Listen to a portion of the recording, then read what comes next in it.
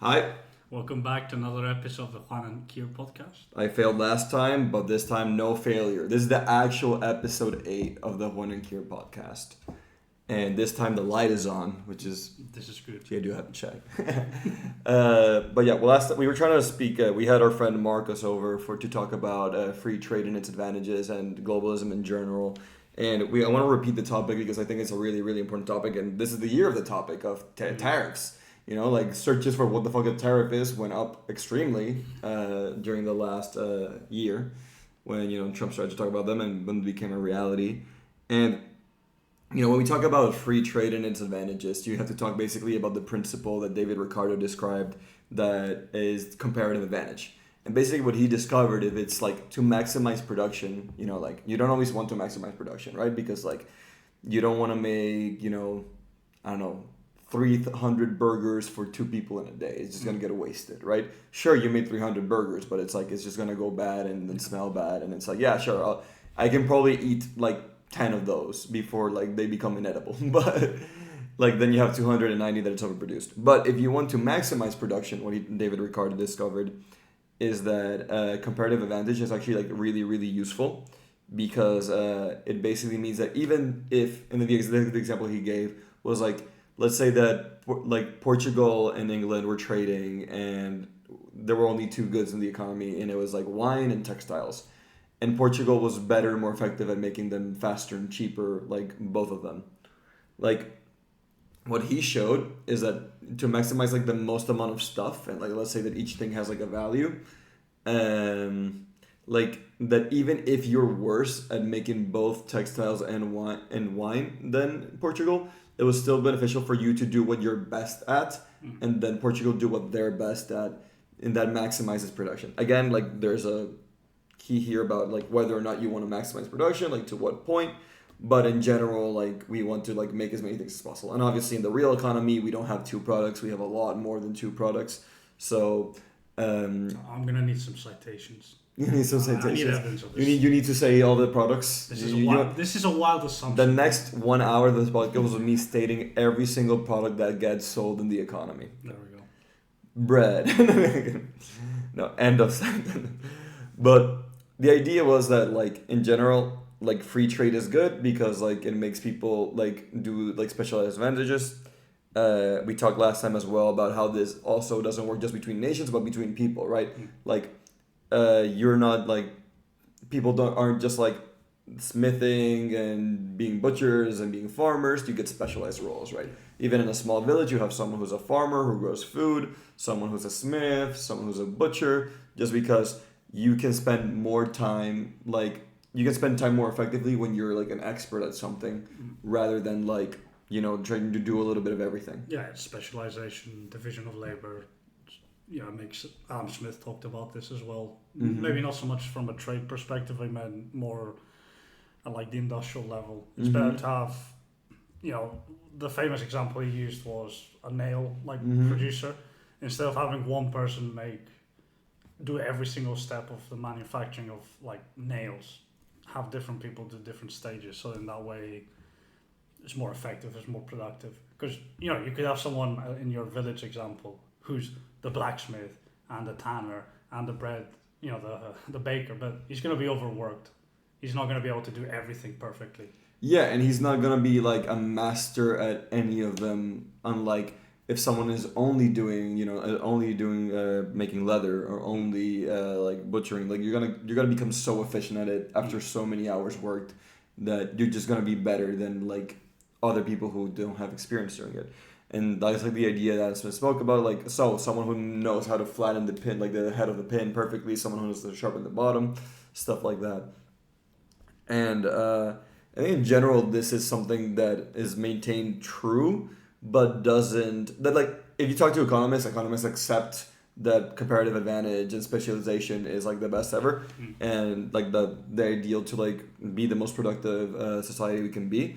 But the reality is that it doesn't always look like that in our actual world because there are barriers to entry for trade. There's barriers like transportation costs and also what we talked about earlier, like tariffs. And I basically wanted to say that, like, if you just take like the economic perspective, then tariffs are like obviously a bad thing. But when we have to talk a bit about the negatives of like free trade, which is that people that used to do a job now, let's say like, oh, people in China do it a lot better and a lot cheaper. They like demand less wages, and then you can like what you made gets outcompeted by some like factory 10-year-old, like that's getting paid like a tenth of what you get paid because like they come from even more poverty where like they rather like they'll happily do that job for, well, not happily, but they'll do it. They'll do it. You know what I mean? Like most people like engineers like wouldn't like do a job for like minimum wage in Spain or in the US, right? Like if you were like a nuclear engineer and got paid 30K a year, you'd be like, no, I'm not gonna, I'm just for that I'm just gonna be a waiter, right? Or just gonna do stuff like that. And so I think we have to be really careful in this, like obviously in the ideal world, globalism produces them like the most value, but I think something that economists and people like often fail to do, especially because like what's the most like used metric for like economic success? GDP. Exactly, right? And GDP is the total, right? It doesn't talk at all about the distribution or like who earned as much or like oh did how richer are the poorest or like how like even richer are the rich, right? It doesn't talk at all about the distribution and the individuals, and we are individuals, right? We, especially our world and the community and the stories that we tell ourselves tend to centralize the individual as much. So when a person sees like a rich person in a limo, they don't feel that's their limo, and they're correct. It's not their limo. We have property rights for individuals in our world, and we can't just be like, hey, I'm gonna borrow it. And so it's crucially important to consider like winners and losers in an economy. And even if you're deontological about it in the sense that you're like, oh, like if you don't provide enough value, you should just not I mean that this is a terrible sentiment. I'm not saying, but it's like some people could argue it's like, oh, you don't provide value to society, so why should you have more stuff? Like only people who provide value should have that stuff. And that's like a very capitalist mindset in the sense that in the sense that yeah, your worth is derived from your work and how much people are willing to pay you. But the reality is like, okay, like those people still exist. They still live and like, that they want to provide. They want to live a happy life, and they see like all the wealth that's being created, but they're not part of it. It's natural to for stuff like resentment to breed. And then at this point, I'm not obviously when you talk about people like this, you don't want to be too negative about it, but it's in the sense that resentment's a bad thing, but it's natural as well. It's right. The 7 deadly sins are all bad, but they're all completely human as well, right? Just as envy is bad, the greed at the top is bad, and these two things exist, but they can be managed, right? So you can lower resentment by having people do well. You can lower envy by having people do well, and I think that I don't know. Do you have any opinions on how free trade affects this kind of situation? It's maybe it's not so much directly linked to free trade, but the idea of, as you said, people want to be, they want to be valued and be valuable. I was thinking back in the 1700s when industrialization really kicked off in England. I mean, you've heard of the Luddites, or to be a Luddite. Yeah, like the Amish. No. It's a bit of a misconception. A Luddite is a person who is against kind of technological improvement. They're against changes in technology becoming more advanced, but that's kind of the pejorative way of seeing it. Because originally the Luddites were a form of protest against textile manufacturing improvements. Because before in England, textile manufacturing was quite individual industry. People used to actually have looms in their houses and do it there themselves. Inefficient, sure, in terms of gross economic output, but this was a livelihood for many people. So then when industrialization kicks off and they start having massive textile factories, like industrial weaving machines, a lot of people are suddenly out of a job. They don't have a livelihood. Of course, there's a reason the Luddites kicked off is not only because a lot of people were losing their jobs and livelihoods to the machines, but also the working conditions in the textile factories were, precarious. They didn't pay you well. You could be fired easily, and also dangerous, because this is horrible. One of the ways to clear the machines back in the day, if the machine got stuck, they would send like somebody under the machine to try and fix it. Of course, guess what Sometimes happens? the machine started back up and and they got... people would lose limbs, and sometimes they use children because they're smaller, more nimbler. So obviously, I think to any reasonable person, you'd see that kind of thing, and you feel quite taken aback by it. So the Luddites, what they would do as a protest is to break these machines. Like they'll go into the factories at night and smash the machines, and then they'll blame a fictitious person called James Ludd, because apparently, I don't know if there's some real James Ludd that some like mentally handicapped. I was like, no, it was him. Like he broke it, because he's stupid. Like he's mentally deranged. So that's where the name Luddite comes from. Now I was thinking, in that sense, with free trade, one of the disadvantages is if your industry is not competitive compared to, like, say, another country or the global marketplace, it's natural that you will go, like, you will probably lose business, you lose your livelihood. So in a sense, that's why sometimes you can see like more protectionist attitudes take place, because maybe it's not such a thing of, it's not about competition all the time. It's about keeping people happy. Yeah, like exactly, like protecting our like standard of living.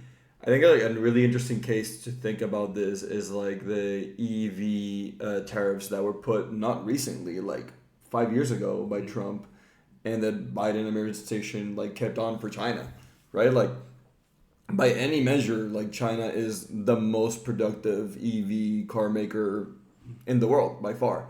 And if those cars were being able to sell in the US, like Tesla's market share would get destroyed, and most EVs would be like, almost all EVs would be like Chinese made.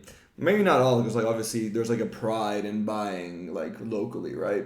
And I think it makes sense. Like you have to support the people that are around you. Like it's not that you don't care about the livelihoods of the Chinese, but like you care more about the people that are right next to you. This is human nature. There's really no fault with that. But I think like the problem with protectionism is that yes, in the short term you have this value, but in the long term you just don't compete in the global market. And what that does is that your product becomes inferior. Like you don't have as much competition, so your like whatever you make tends to not be as good because you weren't forced to compete to make something better. Now obviously there's give and take, but in general free trade has made the entire world richer, right? And this is like GDP in total, right?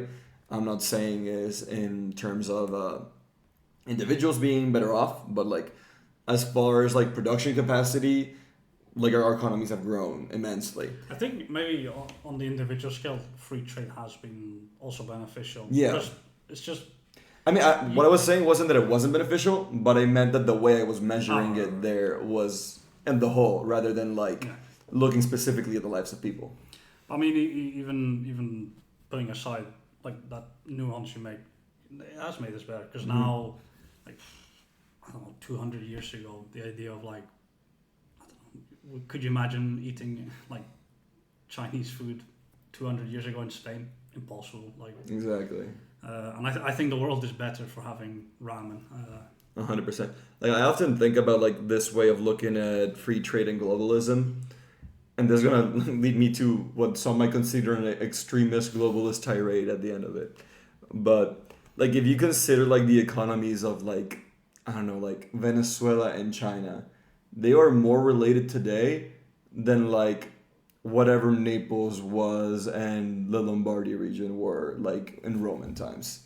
Right? It's more dependent on each other, right? The economy of like China and Venezuela, or like China and the US, or any two countries that are on opposite sides of the world are more interconnected than what 2,000 years ago was a country, right? The world has gotten smaller in our ability to like trace it in the relationships that we have with each other. And in that sense, like, what I guess like, where was I going with this? You said something about a globalist tirade, and I'm looking. Yeah, yeah. But what I mean is like that it has made us richer, and we have like this like we have like, as you can see, you can eat Japanese food or Chinese food like in Madrid. You know, it's like 200 years ago that would be near unthinkable. You would have to be like, it would be like extreme luxury, right?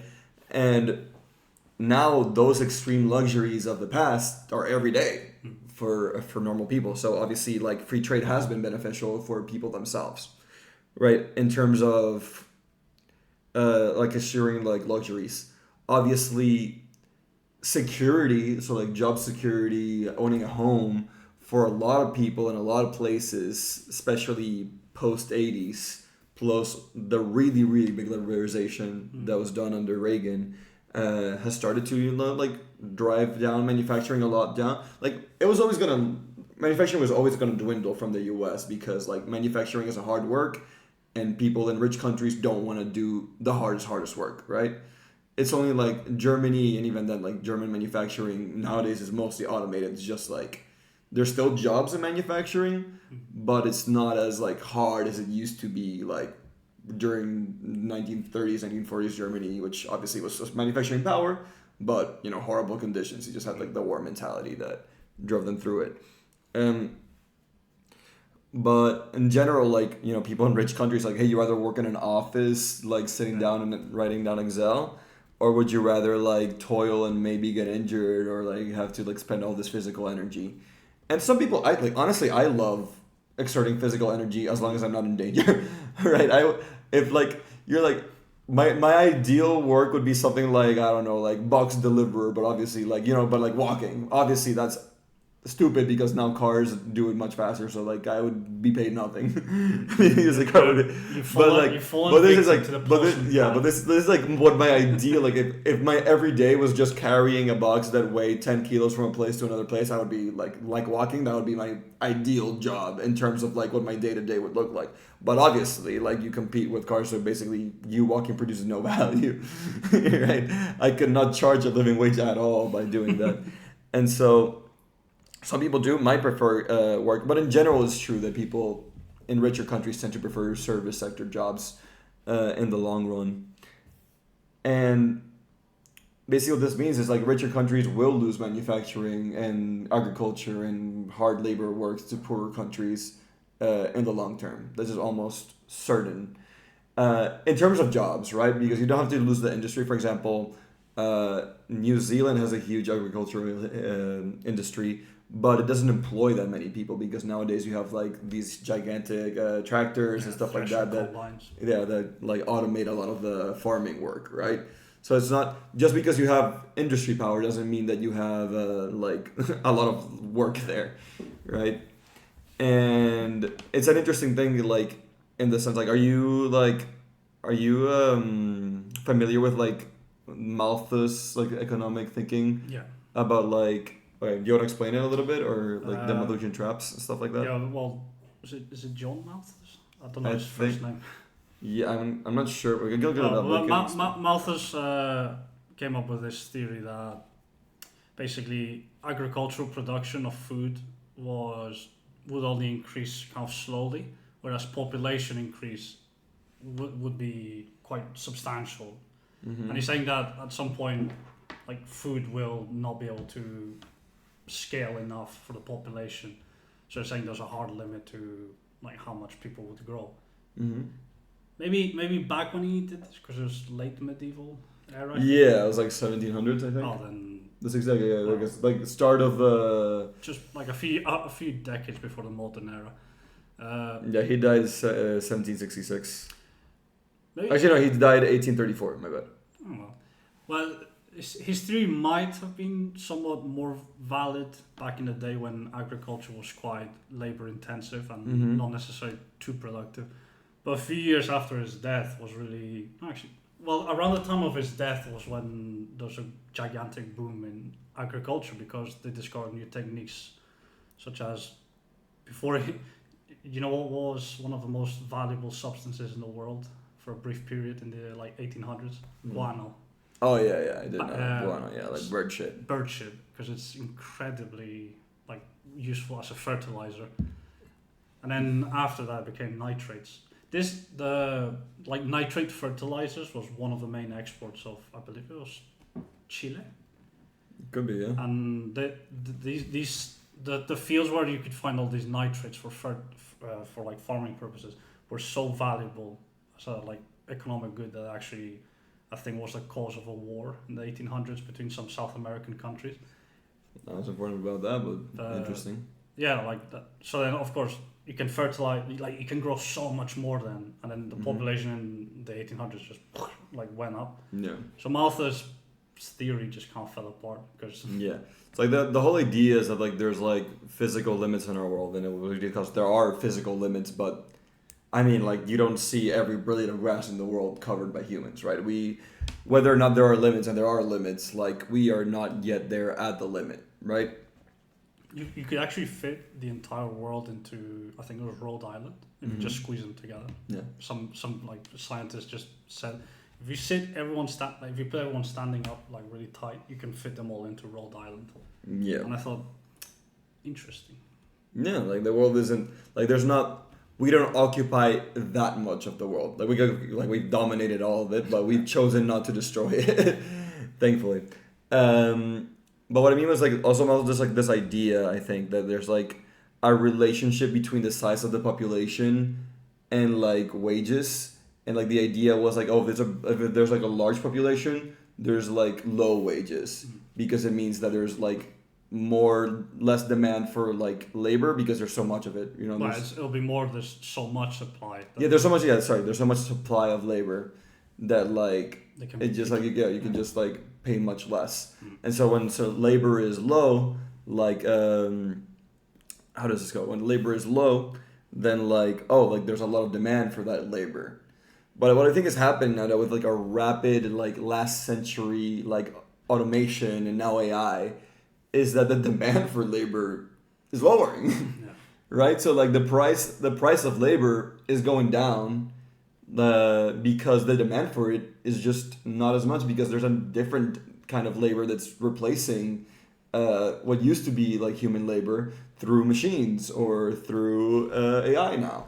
And like we thought that our brains were going to be irreplaceable, and now we found that no, like we have alternatives for that.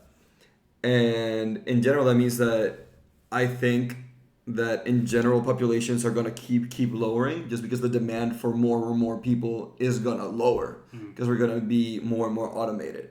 I don't think this is necessarily a bad thing, but how do you decide who is able to like who gets what and who doesn't? Like who for this, some people have to not procreate, right? And it's like a biological instinct of most humans to procreate, right? Like some people have lost that instinct, but like life tries to keep going, right? Finds a way. Yeah, life tries to keep going, but like. Oh, that's a Jurassic Park reference. Yeah, I got it. Acknowledge it, damn it. Good Jurassic Park reference for all. I have a friend that's a really huge Jurassic Park fan. He does Jurassic June, and he wears a different piece of Jurassic Park merch every day of June. So he has at least 30 pieces of Jurassic Park merch, which is impressive if nothing else. That is dedication. That is dedication. But what I was saying with this is that I think in some ways this is, I guess I kind of went away from like free trade, and this is more like automation. These things are all related because like the thing that we want to discuss at the end of the day is, the dignity and well-being of all people in our economy. And in the end of the day, like even if you are a winner, you have to like be aware like that the losers, hey, like if like I don't want to say losers in terms of like, oh, like they're failures or like they did something wrong, like hey, no, like you just got outcompeted. Like even if you lost a race to Usain Bolt, it's not a shame, he's Usain Bolt, right? But you still lost the race, right? And sometimes like you're just like being second place is not enough, and you have to like and you just lose the job like that. But like the people who don't succeed as much under capitalism is like, hey, like unless like if they can't provide, if they can't like sustain lifestyle or like maintain their happiness, you're like, well, they still live, right? And so they're gonna be begrudge the system in which they live that led to their loss of work, and that's led to this gigantic rise in the far right and all over the world, because they're right, like they have lost jobs to like free trade. And so like in Trump now, this is looking like protectionism and tariffs, and in in the UK, it's also looking like racism and anti-foreignerism, xenophobia. Sorry, shouldn't have to be more technical. I'm trying to make my vocabulary better. But what I mean is like basically like the losers, the winners somehow have to like make sure that the goods of production and the benefits of like free trade are better shared with like the people who competed in the capital market. They gave it their best role, they gave a lot of effort, but they just didn't produce as much value as someone else. And like if these people don't compete, like you can have like the world order, like the order being like overturned, because it's like, well, like I want those resources, I'm still alive, and this is like the natural case for a revolution everywhere. Like I was seeing this Juan Ramon Rayo podcast, and he's like, oh, people think that maintaining wealth is so easy, and it's like look at the richest man like in like 2000, like if you see what they had back then and what they have, like how much they're worth now, it's like half as much, but half as much is like 200 bill, like 10 bill, like 20 bill to 10 bill, you know what I mean? It's like they're still fucking rich as hell. But that's like one point. But it's like, oh, you also have to be worried about revolutions as a rich person, because like that's why, like if you just kept the rate of growth of capital 5% over all this time, then inequality would be like 1 to a billion. But the reality is that there's revolutions because people get angry. And like all the revolutions of the past are justifiable, but the ones in the present, they're like, oh no, this one is the wrong one. You know what I mean? And so what you have to do if you're a rich and powerful person is that you have to give some of that power, some of those resources away, or else risk revolution. And I think, if anything, I would argue that revolution is an economic correction, right? Like people would be like, oh no, this is just like something political or violent that happens. No, it's completely like, obviously, like these things are related. They're not the economy isn't the society and isn't politics, but it's completely related. It's how we like exchange value with each other. And so in many ways, like it's often like an economic correction. The first thing that the French did after like they did the revolution was like give away some of the land that they expropriated to more people, right? So it's a distribution of wealth. It's a redistribution of wealth often when people do revolutions.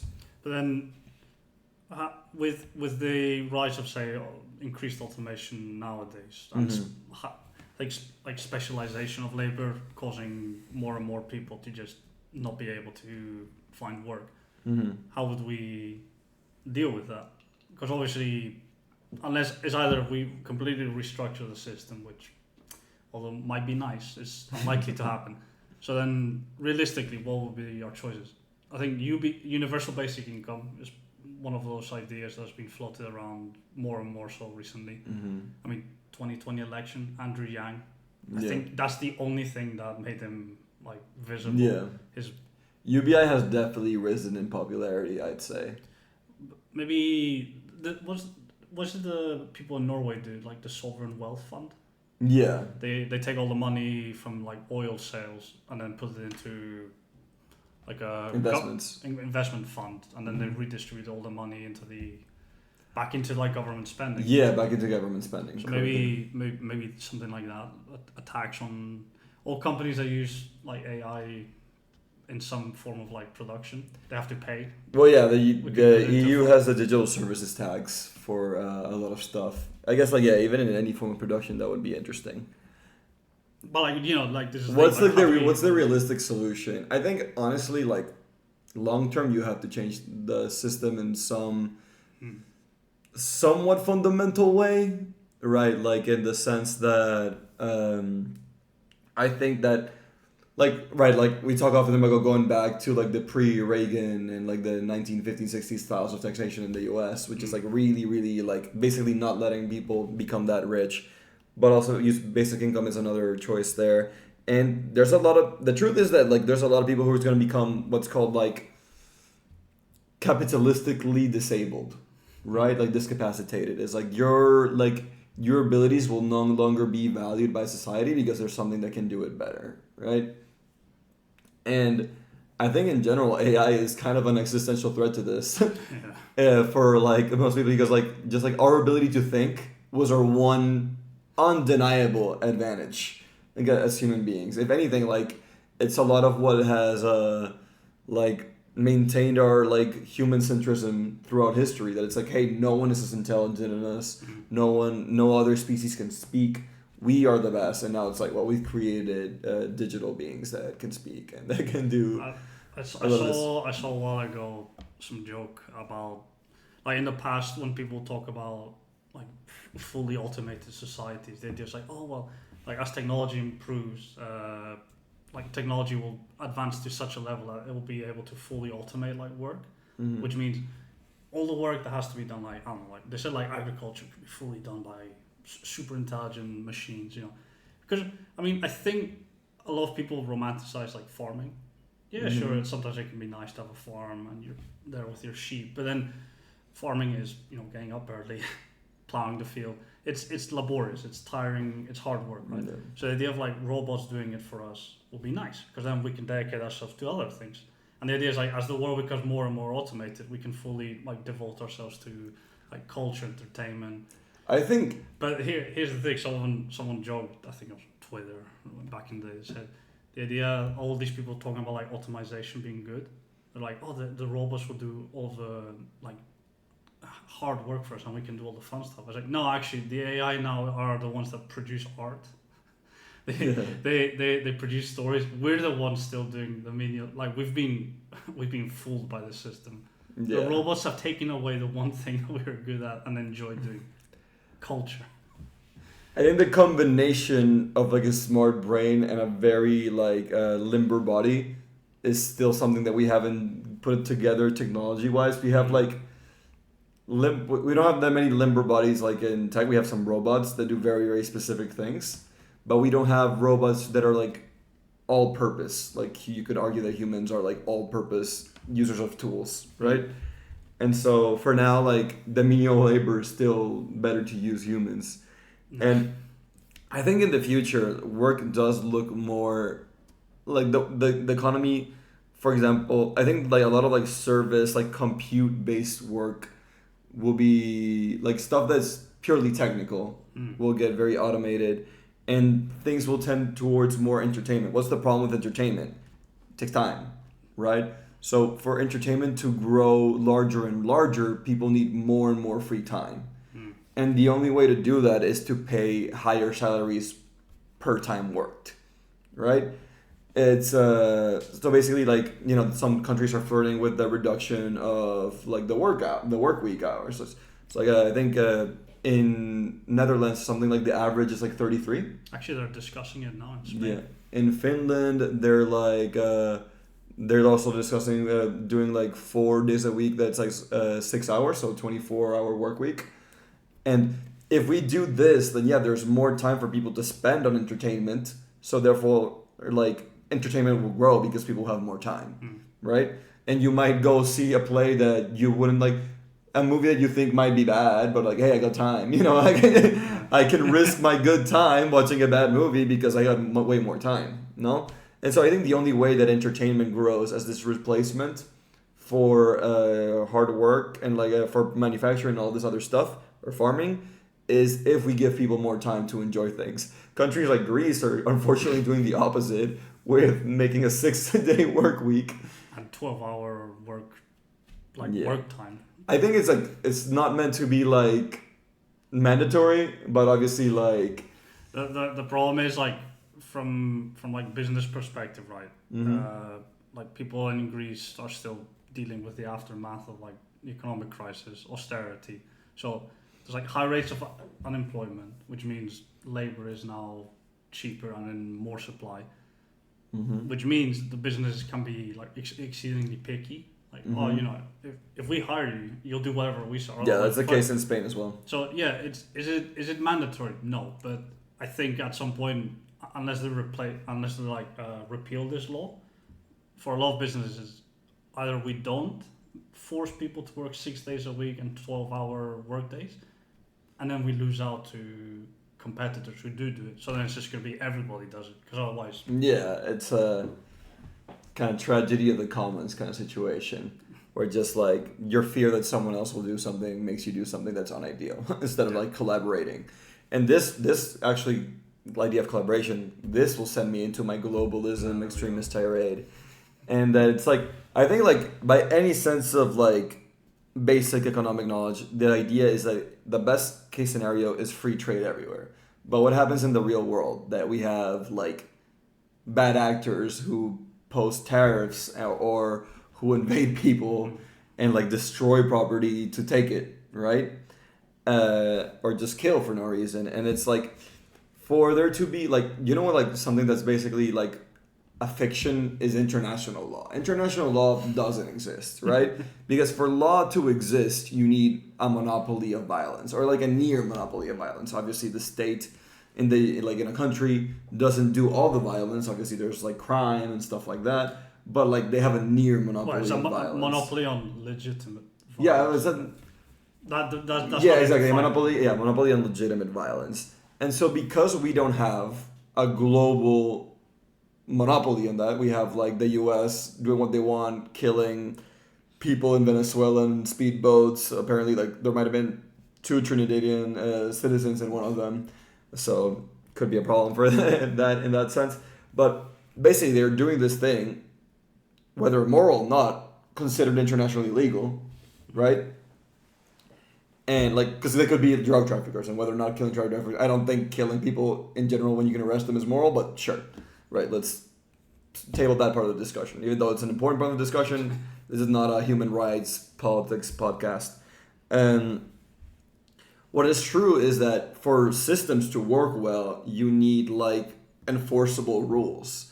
And you know, like there should be, in my opinion, enforceable rules that people can't do tariffs, but also enforceable rules that you have to like give people like quality of life. No?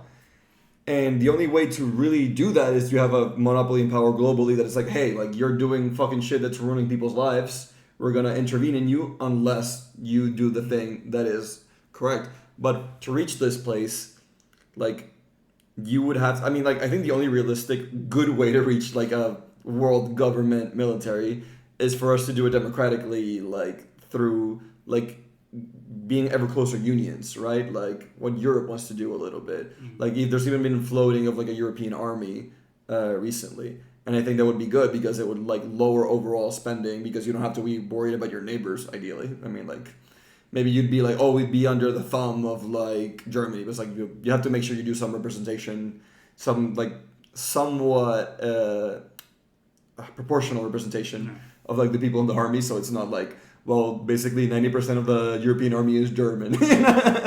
I'm sure a lot of people would not. I don't think the Poles would be too happy with that. Yeah, I've seen this one before. It's a classic. It's a classic.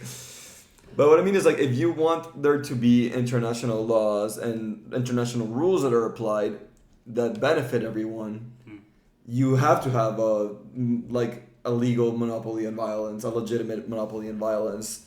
And I doubt that in my lifetime we'll see a good, legitimate, like, monopoly of violence, because I think the only way to achieve it quickly would be, like, a really, really bad empire. You know what I mean? Like, just, I don't know, China just gets all the manufacturing capacity in the world, and this I doubt it'll happen, because I think that these practices would require like such a like negative stuff being put on the citizens that like there's no way this would be maintained unless there's a really dark like Skynet kind of thing where like AI just kills everyone because like a few people decide everything for the world. I don't think it's out of the question either, to be perfectly honest. We have the reassuring words of Sam Altman to guide us. In the long term. In the long term. Define long term. Yeah, will we be alive to see it? Who knows? But I think like in general, like if we want to maintain free trade and globalization, we have to do like both things. We have to like get closer, like politically between nations, but we also have to maintain the happiness of people. So people are like, bro, why the fuck are we getting like closer like when I'm doing really poor, right? It's like then people become protectionist. And I think like in general like history works in cycles. I think something that tends to happen a lot is basically like, okay, so like the wages of the lower class are raised, right? And then like the people, the lower classes, the working class are happy, and so they don't rebel. But then over time, very very slowly, their wages become less large, right? Like there's like it's like a frog in like tepid water that gets hot, right? It's like you don't really notice it, but eventually you're poor. Right? Like at the start you weren't poor, and then you're like, wait a minute, I'm poor. But like it took you decades, if not like 100 years. And basically people get angry because they start to notice that. And then the rich basically have a like choice, which is like give them more stuff.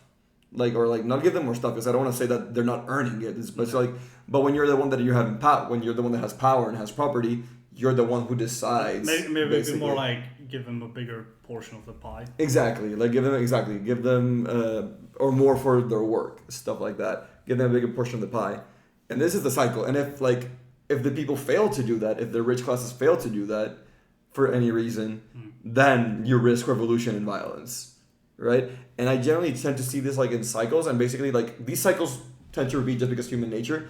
Like the rich might like literally just forget to raise wages. Like, oh, we're all doing well. Like they're not mad, you know, like they're not revolting against me. So why do I need to raise wages? They seem perfectly content, and at some point they are, but then they're less and less content slowly. And so I don't think that this. I think in general this is like a thing in human nature that's not completely insidious, but it's just like the cycles of like forgetting that you need to do this. And I think often of like in Europe, I see the elites and wealthy as like people that are like, I want to maintain power and control, but I know I need a happy populace, so I'm going to do this welfare state. In the US and the Americas, they're like the new rich. They haven't figured out that that's the thing you have to do. They're like, oh, why is South America always a fucking shit show? It's like, well, like one of the places that has the most inequality in the world, but also a lot of wealth. You know what I mean? Like South America has a lot of wealthy people, and yet a lot of poor people. And it's like, hey, like, why is the political situation always so shit? Like, I don't know, maybe if you gave them more stuff, they'd be happier. Bolivia in the 50s had a huge, like, effort by the government to try and clamp down on, like, inequality, which was breeding a lot of, like, unrest and resentment. So when there was like a socialist government in Bolivia in the 50s, one of the first things they did was land redistribution. Because as you said, like Latin America has a lot of inequality. And in the past, this was land. You know, a highly agricultural economy breeds inequality to such an extent. They had to redistribute, like, I think it's like 50% of the land had to be like redistributed because otherwise it could be like a couple of families. Yeah. But this is my theory with the Americans. The Americans, like both North and South, they're the new rich. They haven't been like, if you actually look at time, they haven't been doing this rich thing for very long. So they haven't yet come to the realization that they have to give back once in a while or face revolution. Even the Europeans have fucked up at it, right? It's like, but like the Europeans have learned, I think, harsher lessons, like than the Americans, especially with like the devastation in the war. And so like they've tried to maintain like a better quality of life, and even now they're kind of forgetting that lesson, and that's why the far right is going. All the centrists are like, wait, like I imagine the centrists are like most of the elites in a country, basically in both countries. They're like, wait, why are people getting mad? It's like, bro, like. You know, it's getting worse. I just realized the US Americans actually did, for a brief period, understand this idea. Post World War II, you know, the Marshall Plan. Yeah. Well, the Marshall Plan was after a famous, like, high-ranking American government worker. It was to just funnel like a lot of money into like building investments and industry in all of Europe after the Second World War. And you can think, oh, because America's like really powerful and rich, and they saw their allies, they're like kind of lagging behind after the war. You know, there's a lot of is like altruistic. Maybe. I mean, possibly a tiny bit of that was there. The other major part of it was they saw all of Europe is completely in rubble, and then they realized, this is the perfect breeding ground for communist parties to take over. And they were right. They like a lot of places in Europe had communist factions starting to like grow important. Italy was the biggest threat to like US. So then they realized, what should we do if we give them money? If we give them stuff, they won't become communists. And it's like, if only they did this at home, you know, like yeah. I mean, like this is the thing. Like they did kind of do it at home, and that's why the U.S. was such a good place to live for like 50s to like 90s. Well, even today, it's a pretty good place to live. Like when you think worldwide, right? This obviously worldwide, but like it's a worse place like to live. Like it depends who you are, right? Like some people are doing much better, some people are doing much worse. That's the case of inequality. But this is the history of the world, and like the failure to see this by elites is truly what will get you killed in the long term. Unless, because here's the two options. The elites don't have to give shit to people. They have another choice. Kill them. That's the other choice. Like realistically, if you want to maintain order in your position at the top, you can kill them. But I don't see how you retain your humanity or your love for yourself by killing all the people who disagree. And I think that AI is a real danger for this, because AI will take away the need for the labor force. And AI is also an incredibly like capable killer that like can destroy specific people and shoot them from facial recognition from distances without blowing up buildings, right? And so capitalists can kill people that are bad and like could, I'm not saying they will or like, but they could kill people who like are like uppity, to put it in that way. Without damaging infrastructure or capital and stuff like that. So it makes me really terrified that this is more and more a viable option. And Yuval Noah Harari is a person that is an anthropologist, and he's always said that like technology favors the autocrat and the tyrant. And this is true because it puts like technology allows for one person to be more powerful, right? To produce more stuff, to destroy more stuff, right? Like one person the president of the United States can launch a nuclear bomb, right? Like before, like 300 years ago, the most destruction a single person can do is like maybe. Well, I guess you can burn a whole city if shit is fucked up. But like, there's like if you have an explosion, it's like you can maybe blow up like a small boulder, right? Like with TNT, like a few hundred years ago. But today, like the power that one person can wield is ginormous, and so because of that, I'm worried that it's gonna be. But I think in general, most people don't want to take this option. Right? I'm just thinking, like, based on the kind of recurring thing of today, like, the elites have to kind of give back. Do you think, in a world where the AI, like, really takes over, we're going to see that bit in AI? Like, the elite AIs are going to have to hand out more RAM. More RAM. Otherwise, I don't know, the robot uprising. This gets into a philosophical question about what sentience is. The French robot revolution. Yeah. Let them eat. Let them compute more. Give them more energy. But I wanted to talk, like, I'm running out of time here, but I wanted to talk a little bit about like shifting stuff with trade. I saw this stuff about like rare earths and how like really they're not that rare. But what like is being done is that like refining them is super difficult. They're rare. They're rare in comparison to the rest of the earth. Okay, I guess yeah. Like compared to dirt, like dirt supplies are at an all-time high right now. And sand. But not all sand is made equal, as we know. But actually, they don't know. Yeah, they don't know that because it was the last podcast. But as we know. Yeah. Maybe one day we'll release the secret files. Actually, maybe the short. Like I'll see how the audio is in that particular part of the video. But really what is bad, like it's like the know-how of how to refine it and also like how to deal with toxic waste that the refinement process does. And so actually like if you look up like how much of the rare earth mining is done in the world, in China it's like 50% of the mining, but it's like 90% of the refining. And it creates this toxic waste that obviously like some more like liberal governments will be like, no, I don't want to like have this toxic waste because it ruins quality of life for other people. And Marcos, like when we had like obviously, unfortunately Marcos not here to like make this point again, but he's like, oh, I think like stuff can be moved around, and yeah, like people could start doing the rare earth refining somewhere else, but it might ruin a little bit of quality of life. It's better for like have one place that like does all the toxic waste management perfectly. But obviously, if China doesn't want to play ball internationally, that causes problems, and that's why we need the Leviathan. We need the ultimate Leviathan, as Hobbes would say, Leviathan, that will maintain social order with everyone. But yeah. We've been gone on long enough, and I think it's been an interesting conversation. If a bit sporadic, honestly, maybe lacking structure, but I think in general very interesting. So yeah, we believe in free trade of conversations. No tariffs or structures. No tariff of conversations. No censorship. Pay if you want to say something bad about rich people, you have to pay 20%, $2. Look, man, you may. You want to say bad about poor people? I'll pay you $1. That might actually be the most wealth generating program in history. You get paid every time you say some negative. This is the complete opposite of the Chinese approach, finding people for negative attitudes. Yeah. Remember that fun story? Imagine the opposite, incentivizing people. Incentivize people to say bad things. Shit talk. I mean, it happens. A lot of people get paid. Fox News exists. Rupert Murdoch is a person. Yeah. So yeah. A person. A person. He has no soul. He's like a lich, really. He won't die at this point. I've never met him, but again, maybe he is. But let's leave it there. Going late. So thanks for joining us. See you on the next one. See you.